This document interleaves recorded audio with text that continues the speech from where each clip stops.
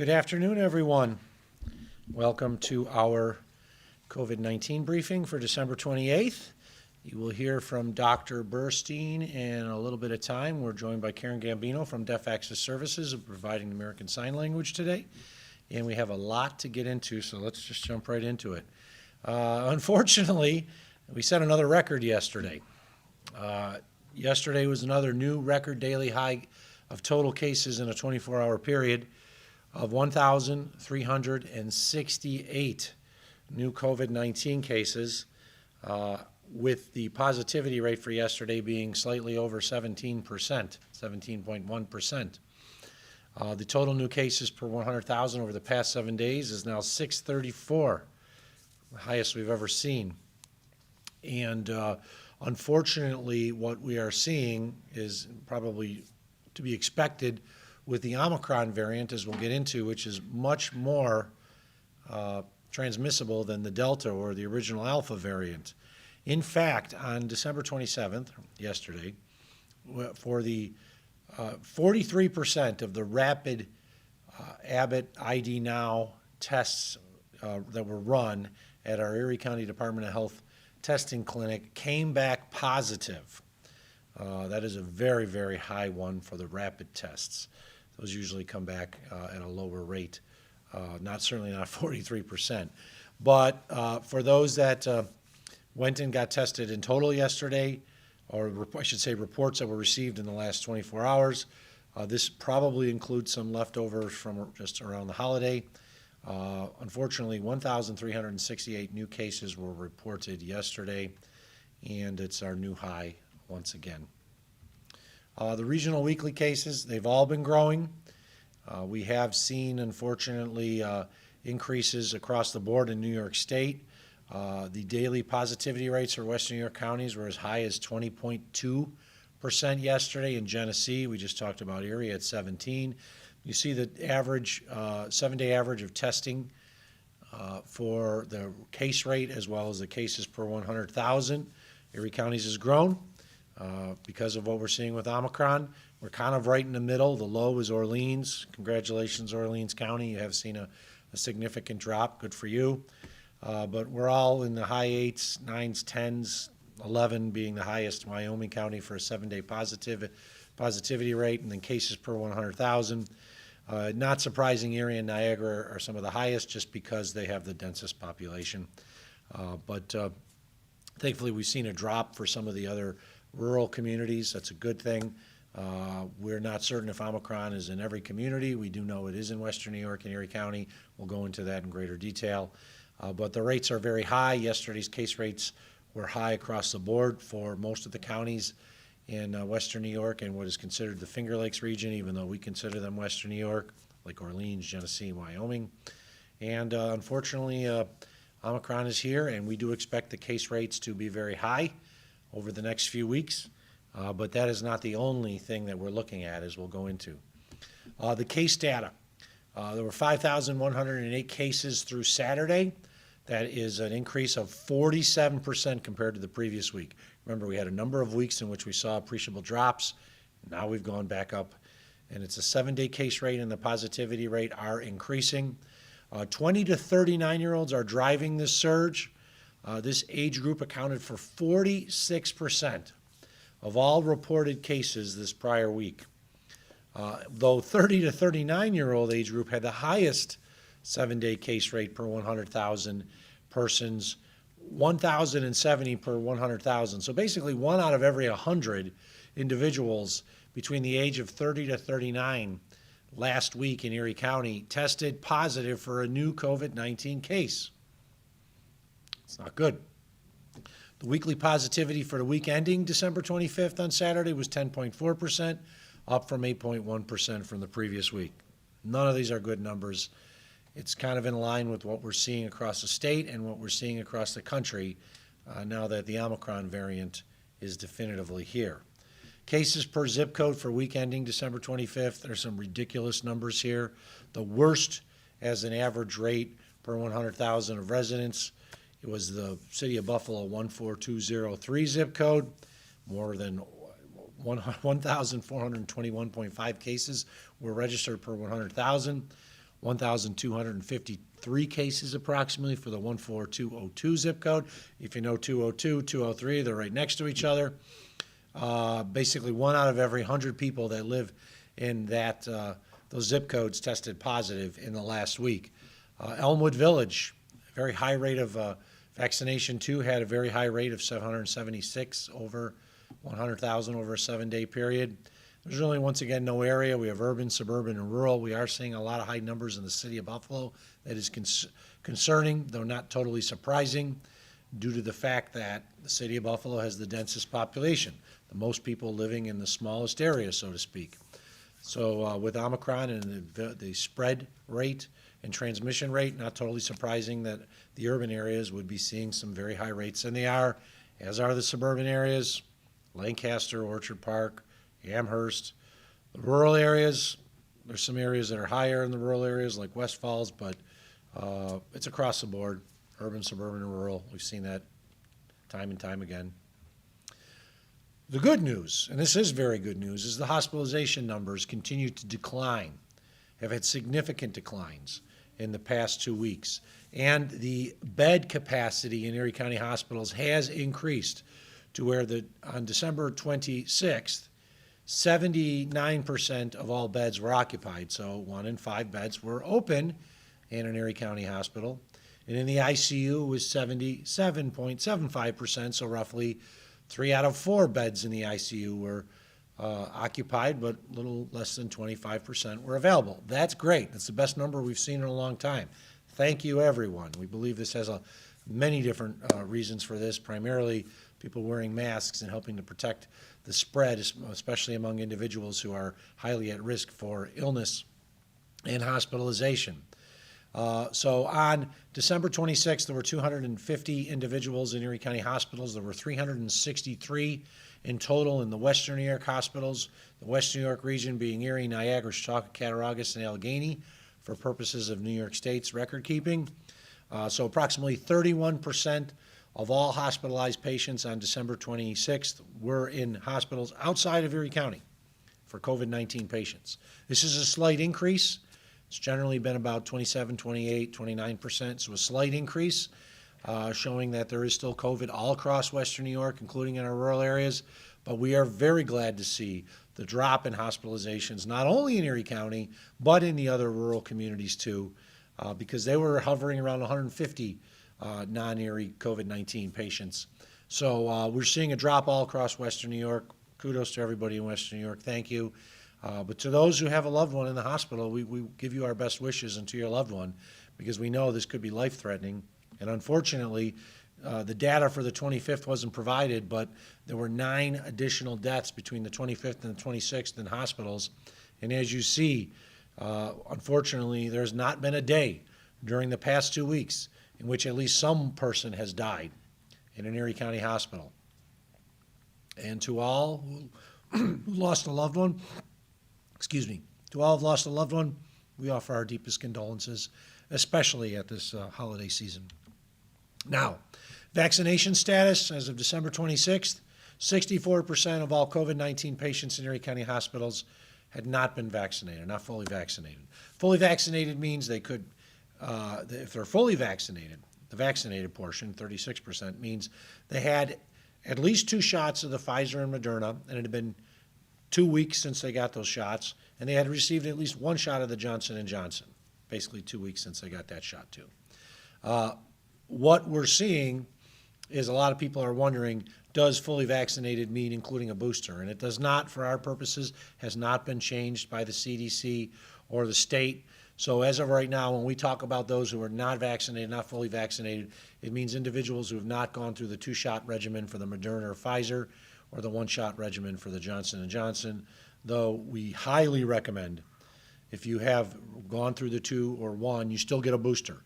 The booster really has strong powers in protecting you from infection and illness with Omicron around.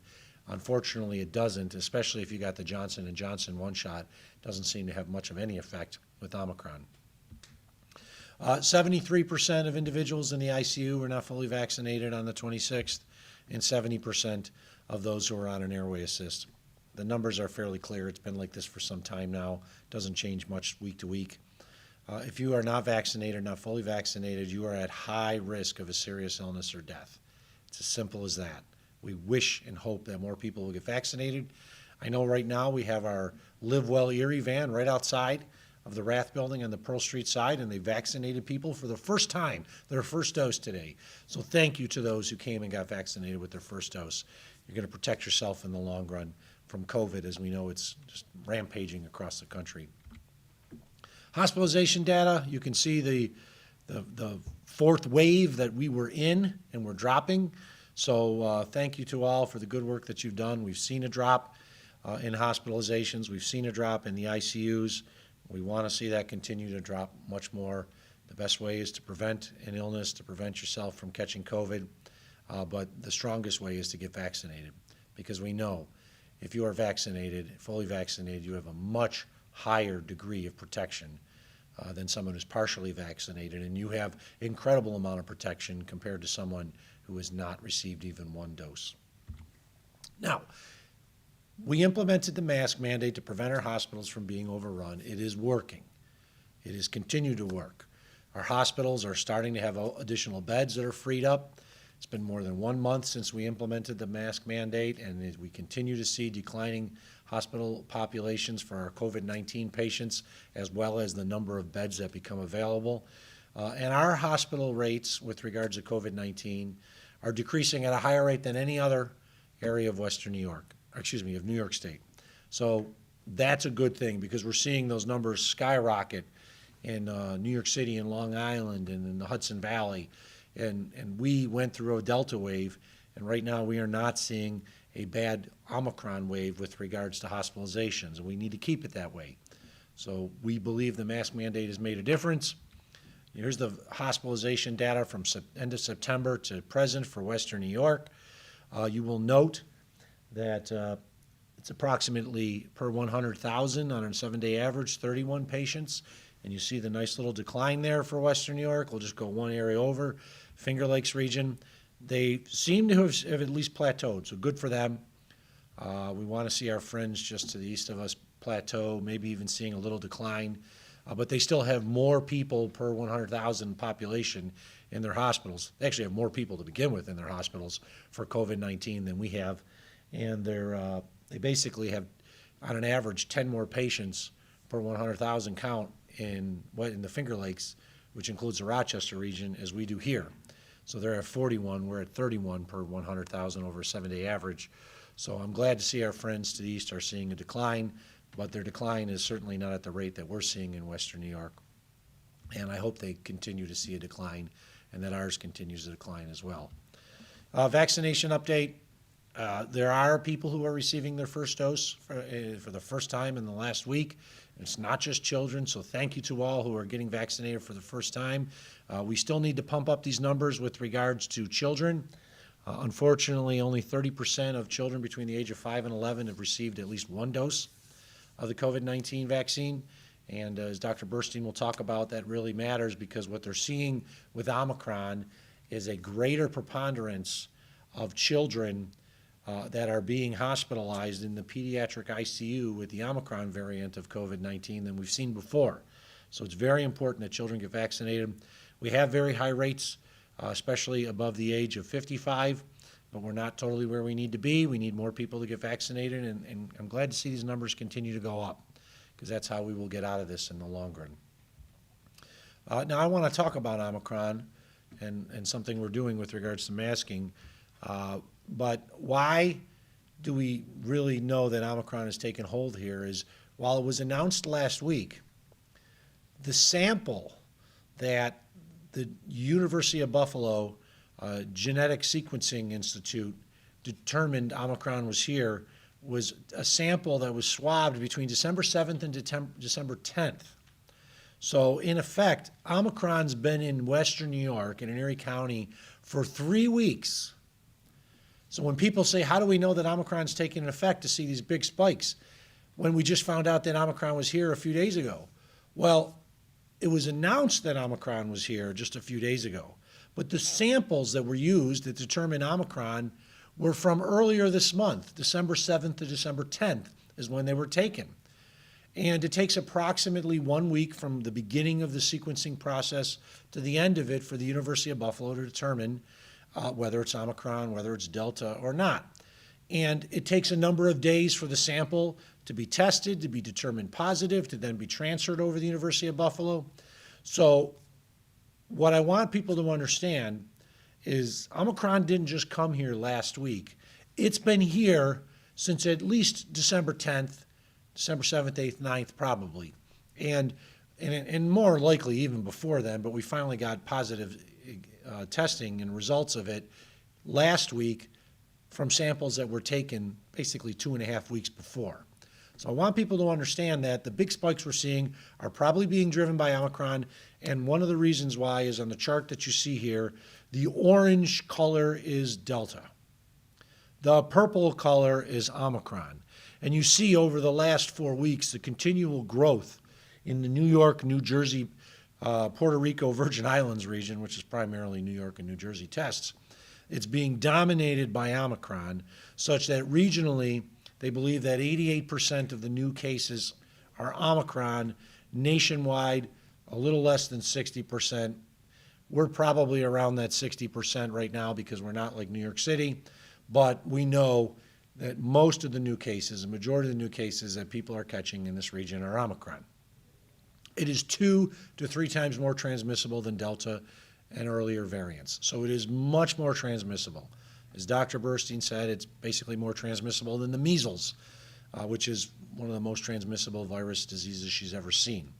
So we want people to understand it's here, it's being spread from person to person, and the best way to protect yourself is to wear a high-quality mask. And that's why the Erie County Department of Health, starting this week, will be distributing 400,000 KN95 masks through various sites across our region. Our Social and Senior Services Department will be distributing to parties that they deal with. Our libraries, and I want to thank the library system, including the library board, have agreed to distribute masks at all libraries across Erie County, and when they'll be coming in, we'll be distributing testing kits as well. So you don't have to travel downtown Buffalo to get a mask. You don't have to travel to downtown Buffalo when we have them to get a testing kit. You can go to your local library. They're also going to be distributed to municipal managers, 211, United Way, other local not-for-profits, as well as houses of worship. We gave away thousands and thousands of masks prior to the Christmas holiday, but we know we still need to give out more, so more than 400,000 will be distributed, and we're going to continue doing this. We have a big supply in the Erie County PPE warehouse, and we're going to distribute masks to the general public so that they're protected. And we want people to understand a good-fitting mask is the best way to protect against catching the Omicron variant. And with that, I'm going to turn it over to Dr. Burstein to talk a little bit more about masks, the quality of masks, and other things that we're seeing. So, Dr. B. Karen gets a break.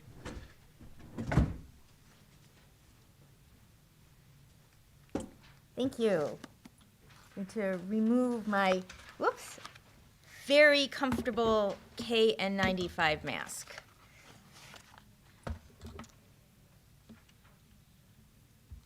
So, why am I wearing a KN95 mask? Well, we know that the Omicron variant that we have here, that is the dominant strain now in Western New York, is very, very transmissible.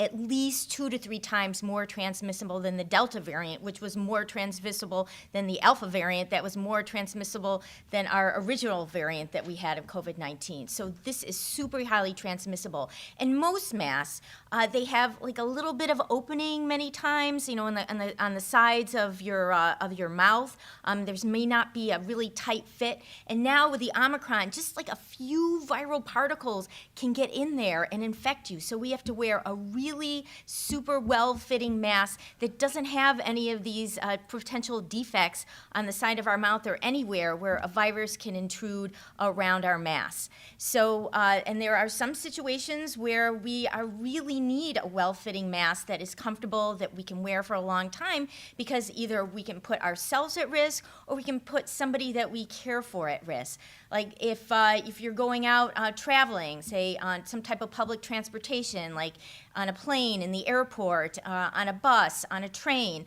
even ride sharing. It's really important to wear a mask because you don't know what the other people in that vehicle are harboring. Also, if you're taking care of somebody who is sick with COVID-19, that is a definite high-risk situation, and you have to wear the best mask possible. Also, if you work in a job where you interact with a lot of different people, especially those individuals, you don't know their vaccine status, you don't know if they're wearing masks, outside your facility, that is, you don't know what their risk is. You really want to protect yourself and wear a well-fitting mask, and one that's a very high grade. And also, if you're at risk of, you have some type of comorbidity where, your immune function might be a little compromised, or you're a pregnant woman, or you're, say, one of our seniors whose immune function is compromised just because of their age, it is so important to protect yourself. And also, if, as the county executive mentioned, if you're not fully vaccinated and it's been more than 6 months since your last mRNA vaccine, or more than 2 months after your Johnson & Johnson vaccine, if you've not been boosted, it is very important to wear a mask, because this is a pandemic of the unvaccinated, and those individuals with the Omicron can become very, very ill and wind up in the hospital, as our county executive showed us.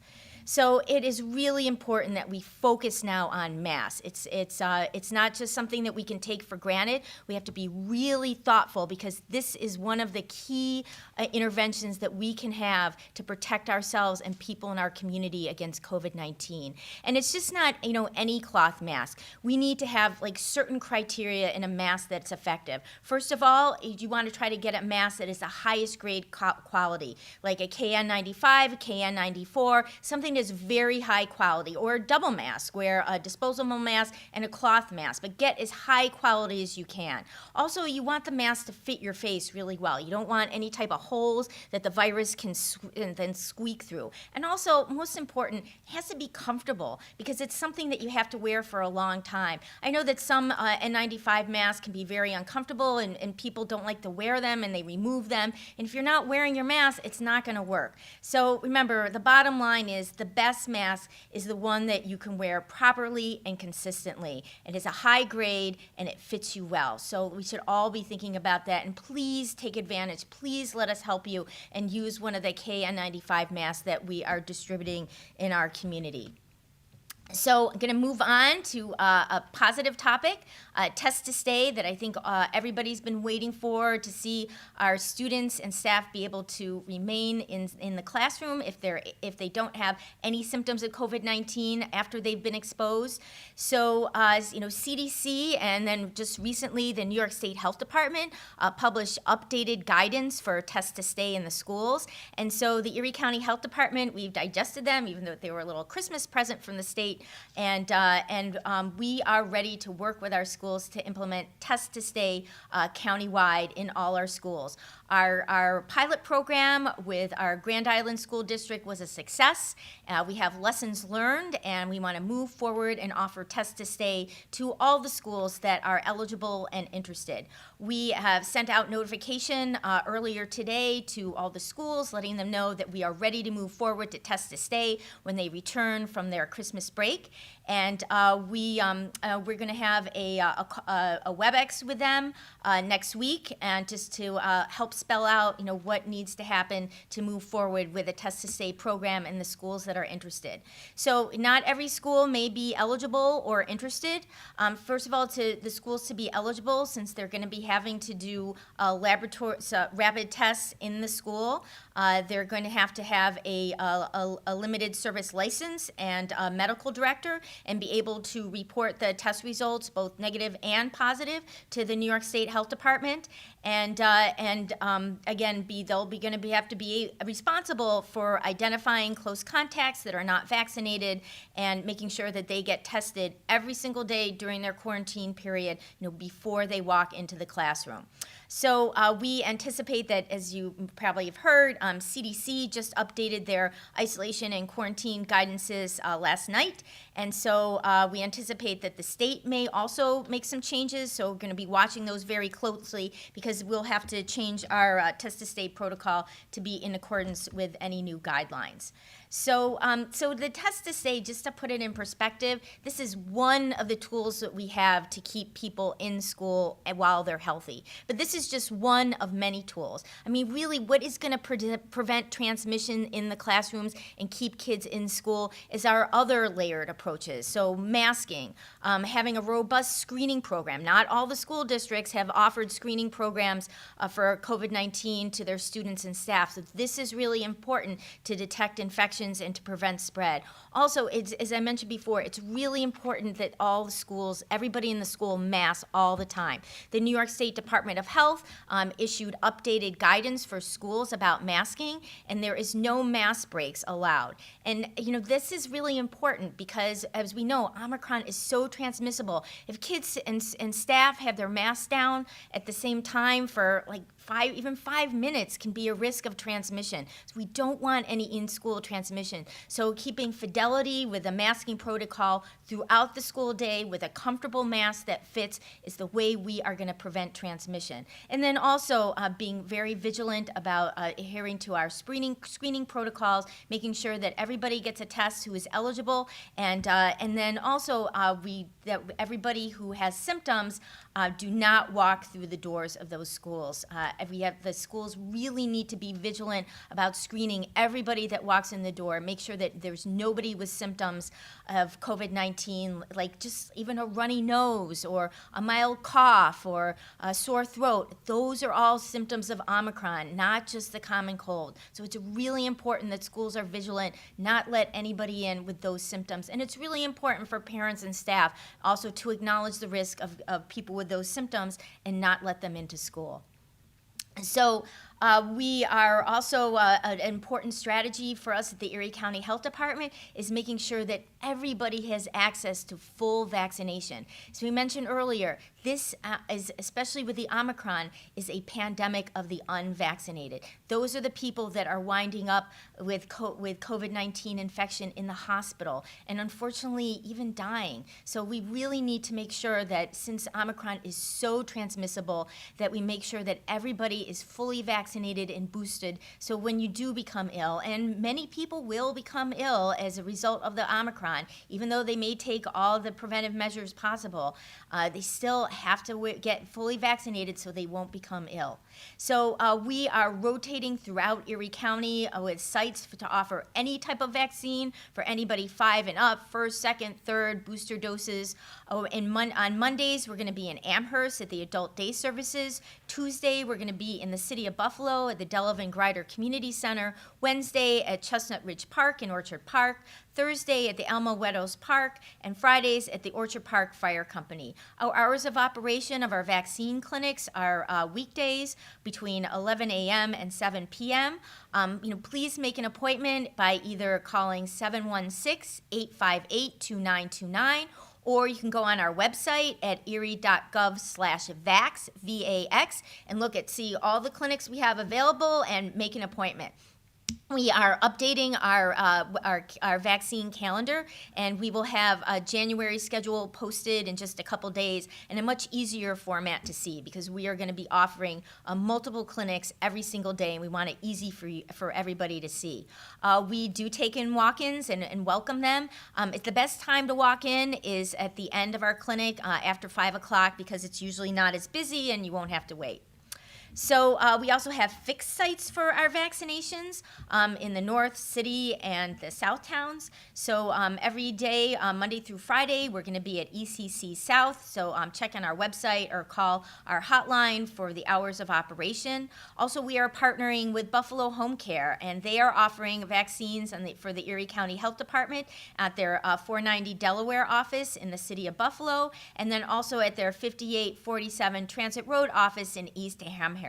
Weekdays between 9 a.m. and 8 p.m. and weekends between 9 and 5. And again, on your way home, you're running errands, going shopping, give yourself a gift of potentially of life and get a vaccine. So if you don't want to leave the comfort of your own home and get a vaccine, we can come to you. So you can just give us a call at 716-858-2929. We will give your information to Buffalo Home Care, and they will send out a nurse or a pharmacist to come to your house at a time that is convenient for you to give you or anybody in your household a COVID-19 vaccine. You want other options, you can go to the government's vaccine.gov website to see other options for COVID-19 vaccination in our community.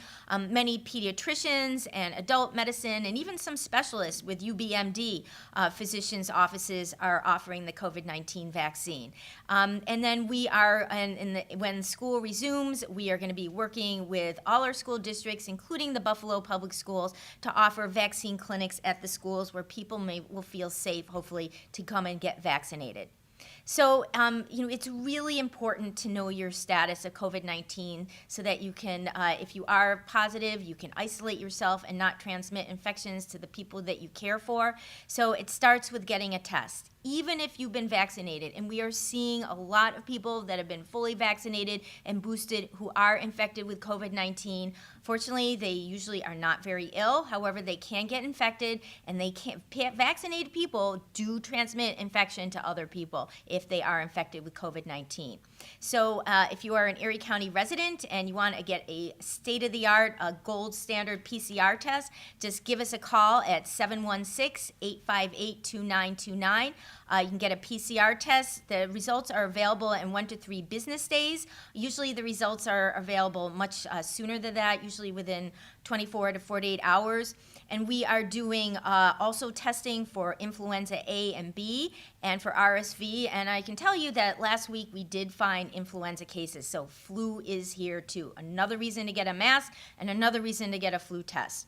We also, this week, are offering our rapid test, our point of care tests for people in the community that we usually reserve just for K through 12 students and staff, but since they're on holiday, we are offering those rapid tests. Again, they're molecular diagnostics, state-of-the-art, to anybody in the community that calls. So again, give us a call at 716-858-2929.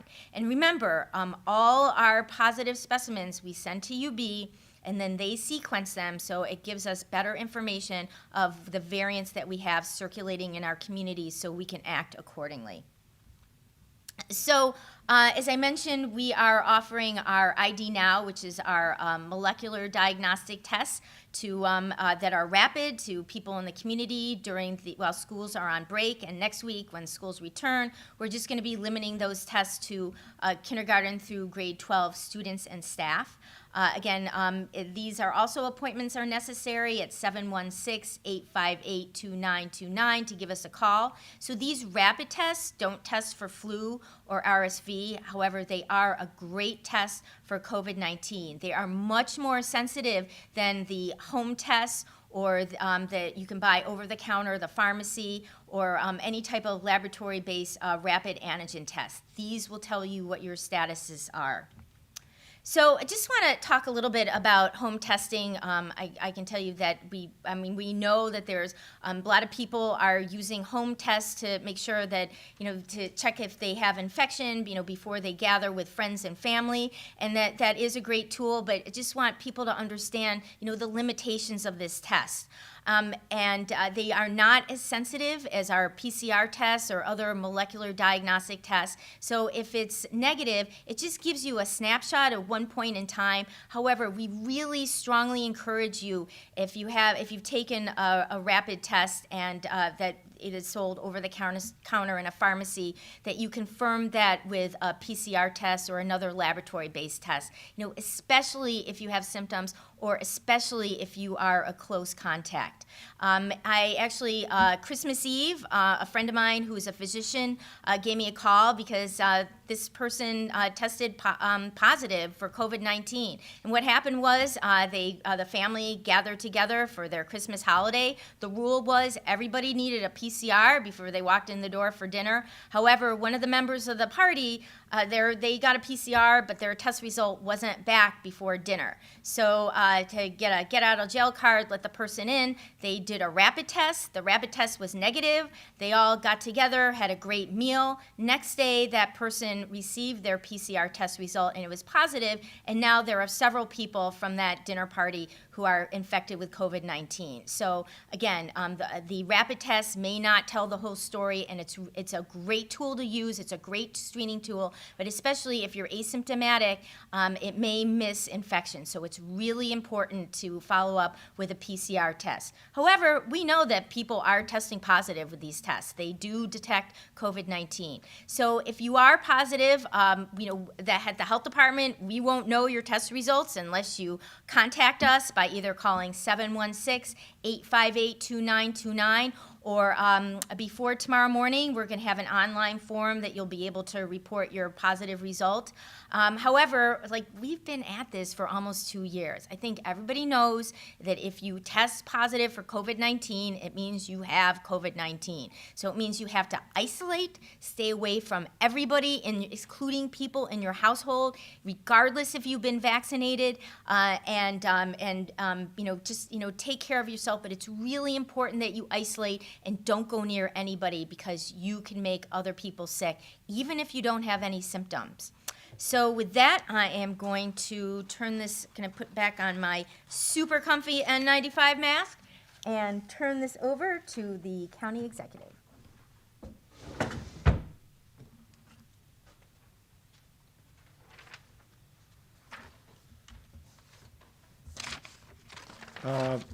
With regards to at-home COVID-19 tests, we know that the state and the governors announced that they were sending millions of supplies across New York State. The vast majority of them initially are being received by the schools through BOCES locally. Erie County has not received our allotment yet of the at-home antigen tests to distribute to the general public. Most counties in New York State have not because they're going to the school districts first, so the school districts are prepared to handle it after the Christmas break. We are expecting to receive our at-home allotment from those that we ordered individually, Erie County, as well as the ones we're getting from the state by the end of this week, and then we will be distributing them through various sources early next week. But if you call to get a rapid antigen test from us for free, we don't have them yet. The supply we ordered hasn't come, and the supply from New York State hasn't come yet. They're going to the schools first, which in some ways makes sense because we want to ensure that the students can actually stay in school through the Test to Stay program. Just remember, an at-home positive test is a positive. You have to isolate.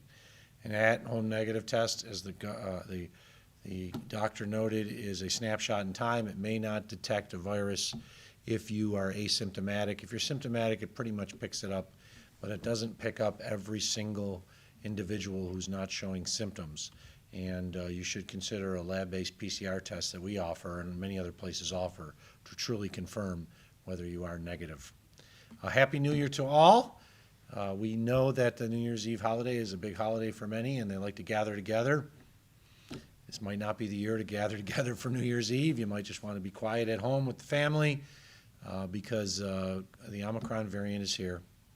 It is 2 to 3 times more transmissible than Delta, which of course was much more transmissible than Alpha. And we are very concerned about what we will see as a Christmas spike and a New Year's spike. So we do wish everyone a very happy and healthy New Year. And the best way to ensure a healthy New Year is to wear a mask when you're out in public and to get fully vaccinated, including a booster, to ensure that you are protected from COVID-19. We've had too many individuals die in the last few weeks. We did not have a death mortality report today for the prior week. Because of the Christmas holiday, there is a delay in receiving data. We hope to have that tomorrow. But we do know that a number of individuals died in our community during the last week, including on Christmas or on Christmas Eve, some of them who are under the age of 50. And we just offer our deepest condolences to all who've lost a loved one. And I just don't want to report these. I'd prefer not to, but we do report them so the public understands that COVID-19 is still taking people in our community. This is not the flu. The flu very rarely takes anyone under the age of 70, nevertheless people in their 30s and 40s. So be safe, wear a mask, get fully vaccinated and boosted, and I hope everyone does have a very happy and healthy new year. And let's all hope that 2022 is a lot better than 2021 and 20. With that, I'll open it up to questions from the media, and we will start with Maki Becker from the Buffalo News. Hi, thank you. I was wondering if you're looking into becoming a little more granular with the hospitalization numbers. You know, we're talking about fully vaccinated, and you know, more and more people are talking about the importance of boosters. Are you able to tell from those fully vaccinated people if they are boosted? We don't get that data directly. The data we get from New York State identifies whether someone is fully vaccinated or not fully vaccinated. We would have to identify per patient with each hospital system, and generally they do not provide us per patient information. They provide us aggregate information. So the stuff that we get from New York State, we do not get. When we have the mortality data, our team can go in and look on an individualized basis to determine whether an individual who died was fully vaccinated or not. And we have the opportunity to look at that through the statistics and information that's provided through the system that we use, however, Healthy Link, but we do not get that information as pertains to the hospitalization and the patients associated with them. With the people who died, can you tell if they're boosted?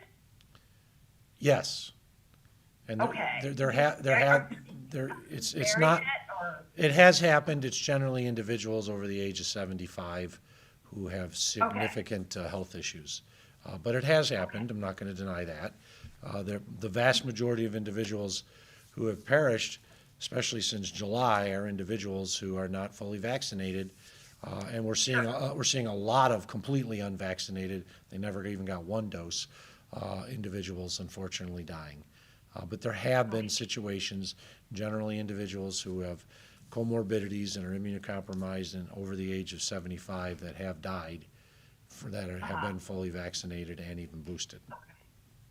Okay. And on the other side, how about Omicron? Can you tell if people who are hospitalized have Omicron or people who have died? No, we'd have to actually have a genetic sequencing of their test sample, and that does not happen. No, not unless for some reason we knew while they were hospitalized they were an Omicron patient, which we don't do that information, and the hospitals don't genetically sequence. They send batch information that is not identifiable to any one individual to the University of Buffalo to do the tests. It's possible in the future, maybe New York State and its Wadsworth lab will try to identify it, but no, we can't do that at this point, and I don't expect it to happen anytime soon. Gotcha. Okay, thank you very much. You're welcome. Mike Mroziak, WBFO. Hello. Hi, Michael. Go ahead. Are you there, Michael? You were there. Okay, how about now? Can you hear me? Yes, I can hear you now. Go ahead. Yeah, sorry about that. I thought I was unmuted and I wasn't. Talking about hospitalization numbers and what's now apparently a downward trend. Earlier this month, there was question as to whether we might have to go to phase 2. Is there a point where you may look at the numbers again and decide, or are you comfortable with us keeping us in phase 1 for the time being? We're comfortable in staying in phase 1 with the continued decline of hospitalizations and more beds opening up.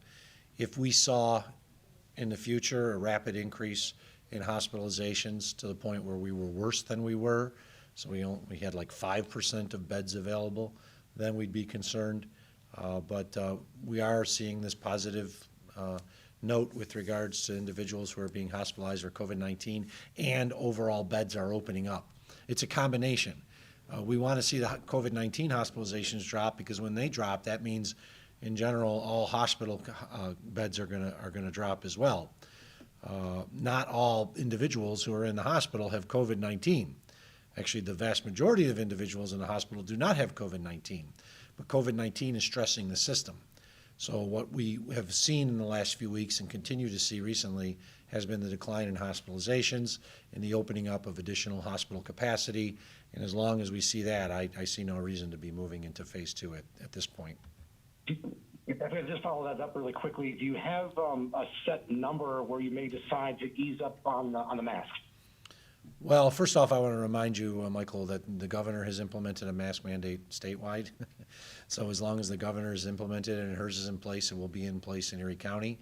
There are some differences between the governor's and the health commissioner, Mary Bassett's orders compared to what we did internally. So the New York State orders are applicable. If we continue to see declines, that's a good thing. I spoke to the governor today. I talked to her about the hospitalizations, the continued decline in Erie County. She was thrilled to hear it. She really was, because that's not what they're seeing in other parts of New York State, where they're seeing this rapid growth in the hospitalization numbers. So the governor was very pleased to hear that we continue to see a decline in hospitalizations, even though we are seeing this increase in cases. And we're hoping that the information that is coming from South Africa and elsewhere is accurate, in that just because they're seeing these big spike in cases does not necessarily mean they're seeing a big spike in hospitalizations because of Omicron. If that's the case, that's a good thing. And that's what we can all hope for, better days in 2022, that even though we're getting a lot of these cases, and I know some people personally who've called me up and said, hey, I caught it, I got a mild illness, but it's nothing bad. Let's just hope that that's what continues, because if that's the case, that's what's going to help us get out of this as well. WBEN, Tim Winger. Mark, thank you. Happy New Year to you and Dr. Burstein.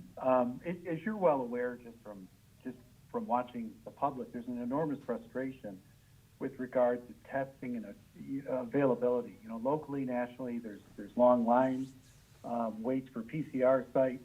If you can get an appointment, test kits are sold out. PCR testing, not yours, costing as much as $200 a pop. And now we're raising concerns about the validity of home tests.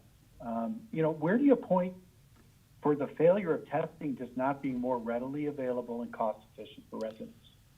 Well, first off, the PCR test is a completely different test. We have it, it's available here. We've got spots available to get tested. People can call 716-858-2929. It's free to Erie County residents. It also, though, is a complicated process. It is not done at site. We swab individuals and then we take it over to our health lab by ECMC, and they have to put it in a specialized machine and basically run the test for a couple hours before they get their results. So a PCR test, which is the gold standard, is not something that you're going to get results in immediately. You can get them, and generally we're getting results back to people with 24 to 36 hours from when they get their test done. The rapid antigen tests have always been a little concerning with regards to individuals who have no symptoms whatsoever. We know there's the situations, as the doctor noted, of individuals who can take a rapid antigen test and come back negative and take a PCR test at the same time, and the PCR test is positive because the PCR test is much more detectable. It has a totally different process. I would say that one of the things that we did in Erie County is we spent over $1 million to buy 20,000 plus test kits of the Abbott ID Now rapid test, which is better than the antigen test, especially when it comes to identifying individuals who may be asymptomatic but have COVID-19. And as we noted, we're offering those to our public on the remainder of this week for those that are symptomatic, and also we'll be using those primarily for individuals in a school setting, so we can protect those in a school setting and keep as many kids in a school setting. It's not easy. Everyone is trying to get tests. This is no different in some ways than what we saw early on in the pandemic, when everyone was trying to get PPE, personal protective equipment. When I say everyone, I'm talking about everyone in the United States, everyone in Canada. They're all going to the same sources to get the materials, and there's just delays. The governor and I, as I spoke today, and she's expecting the shipments to go out to the schools so they can start their rapid antigen testing next week. And we're expecting our supply from New York State to be received at the end of this week, so we can provide community test kits across our community starting next week. You just don't have them yet. I mean, this is an example in some ways of the law of supply and demand. There's a lot of supply, but there's an incredible amount of demand.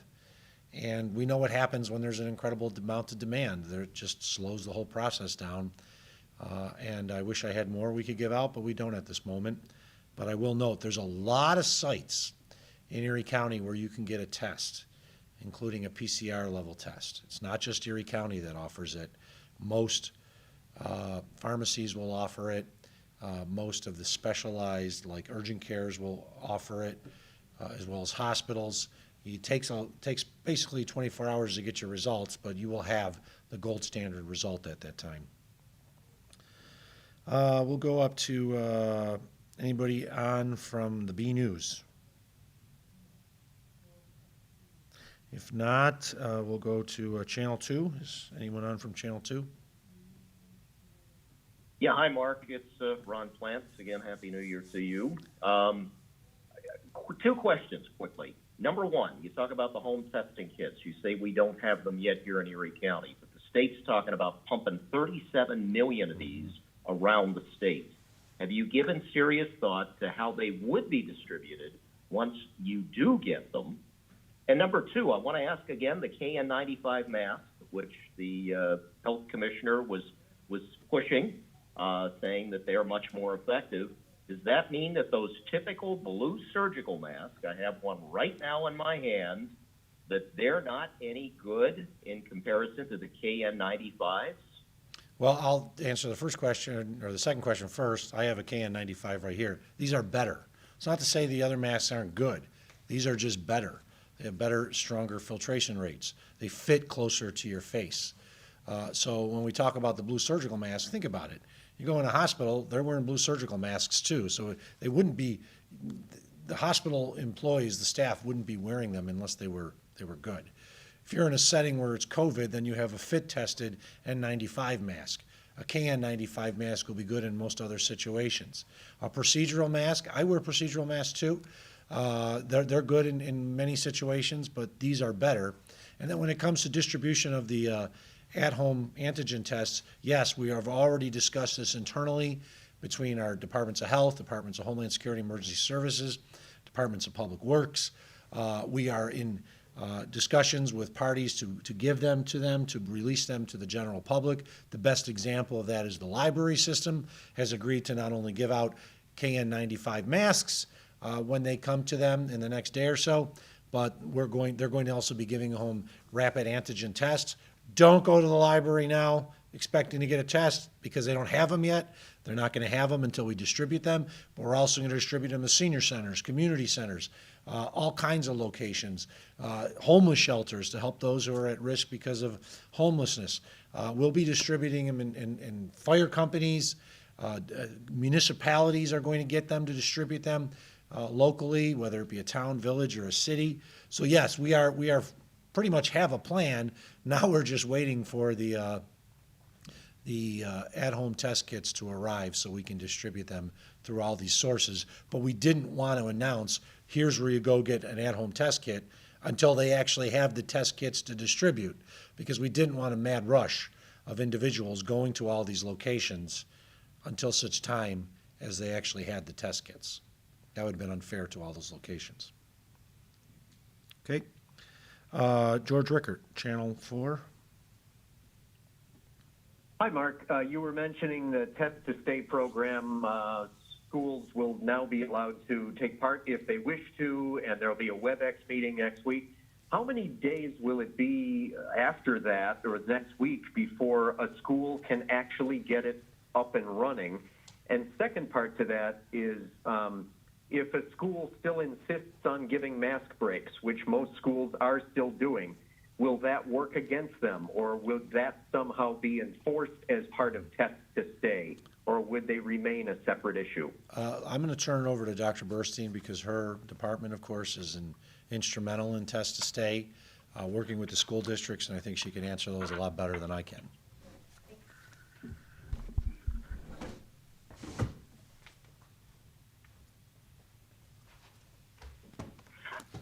Thank you. Good afternoon.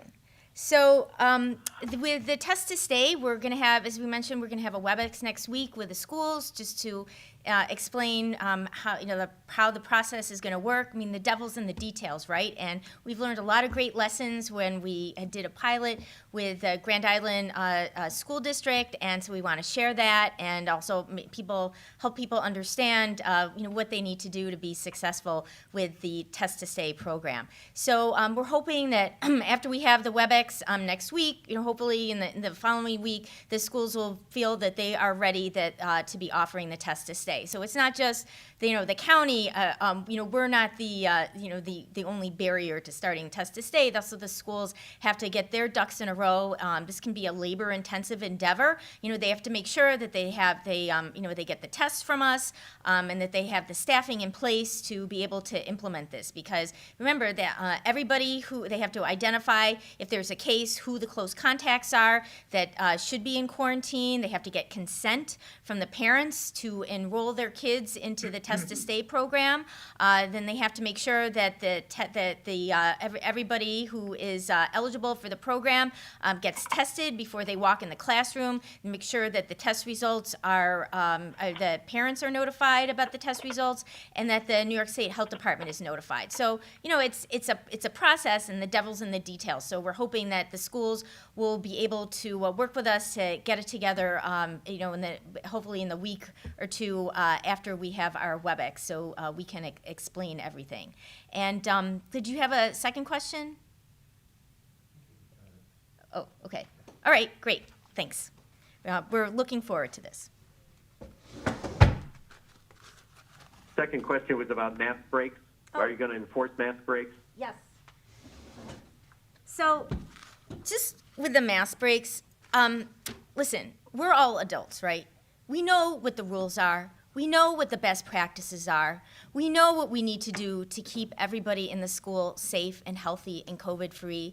So it's going to be up to the schools to offer best practices to keep everybody, all their staff, all their students healthy. We know that taking a mask break is a potential risk of COVID-19 transmission. And it's really up to the schools to decide if they want to put their staff and their students at risk of COVID-19 by taking mask breaks. So we have to rely on people to do their best to keep everyone safe. And this is really going to be impossible to enforce. And what are we going to do?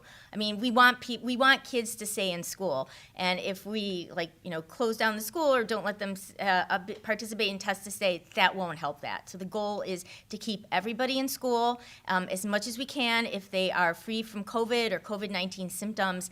And we look as part of that is keeping masks on throughout the school day. Thanks.